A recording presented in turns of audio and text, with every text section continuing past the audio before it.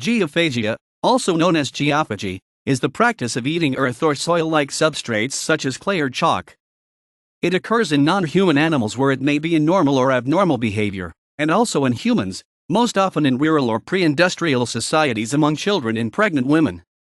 Human geophagia may be related to pica, an eating disorder in the Diagnostic and Statistical Manual of Mental Disorders, DSM, characterized by abnormal cravings for non-nutritive items. Some researchers believe that humans first ate soil in Africa. The oldest evidence of geophagy practiced by humans comes from the prehistoric site at Kalango Falls on the border between Zambia and Tanzania, Root Bernstein, 2000. Here, a calcium-rich white clay was found alongside the bones of Homo habilis, the immediate predecessor of Homo sapiens. Geophagia is nearly universal around the world in tribal and traditional rural societies, although apparently it has not been documented in Japan or Korea. In the ancient world, several writers noted the phenomenon of geophagia. Pliny is said to have noted the ingestion of soil on Lemnos, an island of Greece, and the use of the soils from this island was noted until the 14th century.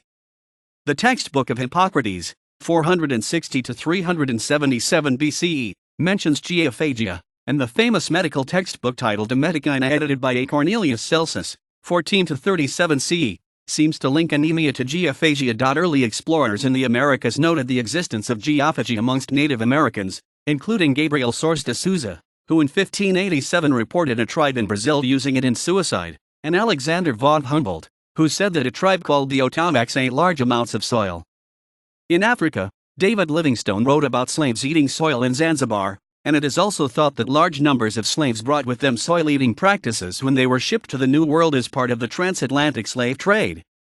Slaves who practiced geophagia were nicknamed clay eaters because they were known to consume clay, as well as spices, ash, chalk, grass, plaster, paint, and starch. In more recent times, according to Dixie's Forgotten People, the South's poor whites, geophagia was common among poor whites in the southeastern United States in the 19th and early 20th centuries, and was often ridiculed in popular literature. The literature also states, many men believed that eating clay increased sexual prowess, and some females claimed that eating clay helped pregnant women to have an easy delivery. Geophagia among Southerners may have been caused by the high prevalence of hookworm disease, of which the desire to consume soil is a symptom. Geophagia has become less prevalent as rural Americans assimilate into urban culture. However, cooked, baked, and processed dirt and clay are sold in health food stores and rural flea markets in the American South. In Africa, kaolin, sometimes known as kalaba, in Gabon and Cameroon, kalabek and kalabakop, in Equatorial Guinea, is eaten for pleasure or to suppress hunger. Kaolin for human consumption is sold at most markets in Cameroon and is often flavored with spices such as black pepper and cardamom. Consumption is greatest among women, especially during pregnancy. Another example of geophagia was reported in Free State Province in South Africa, where the practice was geochemically investigated. In Haiti, poor people are known to eat biscuits made from soil, salt, and vegetable shortening. These biscuits hold minimal nutritional value, but manage to keep the poor alive.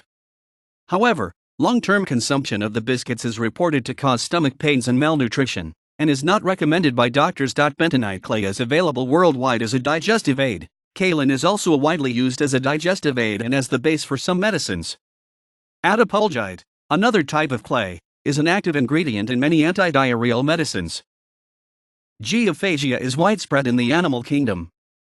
Galen, the Greek philosopher and physician, was the first to record the use of clay by sick or injured animals in the 2nd century AD.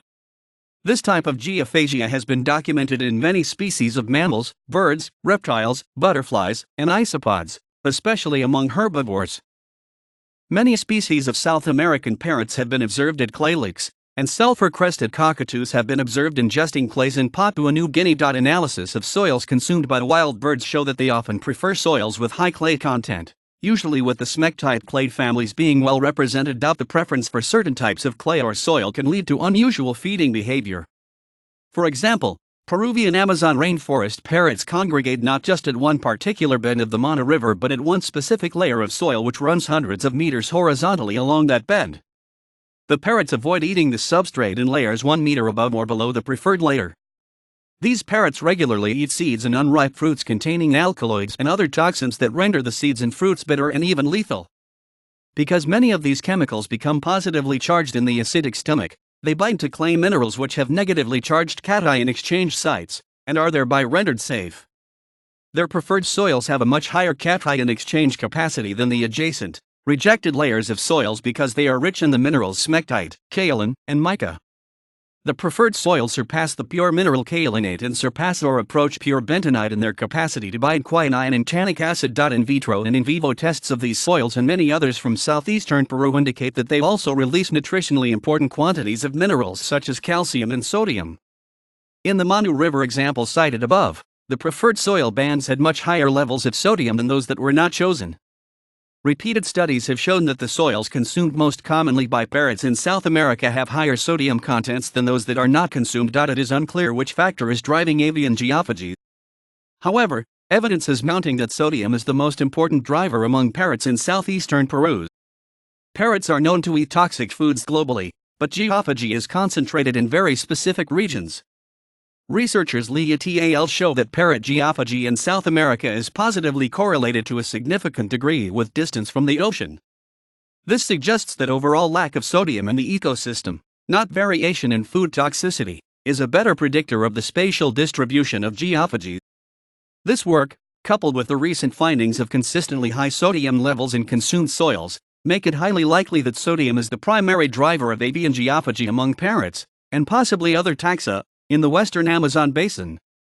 This supplemental nutrients hypothesis is further supported by peat geography occurring during the parrot's breeding season. There are several hypotheses about the importance of geophagia in bats and primates.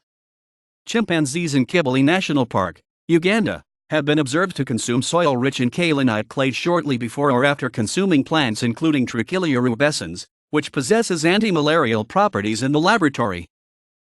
There is debate over whether geophagia in bats is primarily for nutritional supplementation or detoxification. It is known that some species of bats regularly visit mineral or salt licks to increase mineral consumption. However, Voigt et al. Demonstrated that both mineral deficient and healthy bats visit salt licks at the same rate. Therefore, mineral supplementation is unlikely to be the primary reason for geophagia in bats. Additionally, bat presence at salt licks increases during periods of high energy demand. Voigt et al. Concluded that the primary purpose for bat presence at salt licks is for detoxification purposes, compensating for the increased consumption of toxic fruit and seeds. This was shown to be especially evident in lactating and pregnant bats, as their food intake increases to meet higher energy demands.